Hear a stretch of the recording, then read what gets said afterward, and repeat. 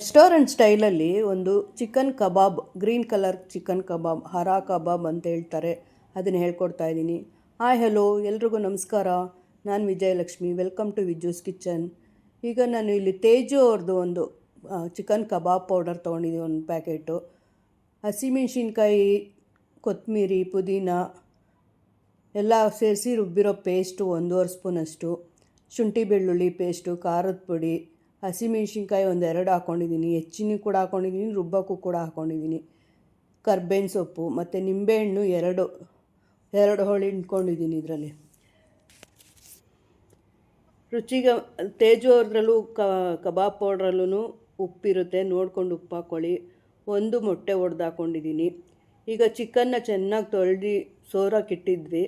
ಇವಾಗ ಇದನ್ನು ಹಾಕಿ ಚೆನ್ನಾಗಿ ಕಲಸಿ 1-2 ಅವರ್ ಮ್ಯಾರಿನೇಟ್ ಮಾಡಿ ಬಿಟ್ಬಿಡಬೇಕು. ಈಗ ಬಿಸಿ ಬಿಸಿ ಕಬಾಬು ಎಣ್ಣೆಲಿ ಕರಿತಾ ಇದ್ದರೆ ಘಮ ಘಮ ಘಮ ಅನ್ನೋ ಚಿಕನ್ ಕಬಾಬ್ ರೆಡಿಯಾಗುತ್ತೆ. ಈ ಥರ ನೀವು ಮಾಡ್ಕೊಳ್ಳಿ. ಹೇಗೆ ಬಂತು ಅಂತ ಕಮೆಂಟ್ಸಲ್ಲಿ ಹೇಳಿ. ನಿಮ್ಮೆಲ್ಲರ ಪ್ರೋತ್ಸಾಹ ನನಗೆ ತುಂಬಾ ಮುಖ್ಯ.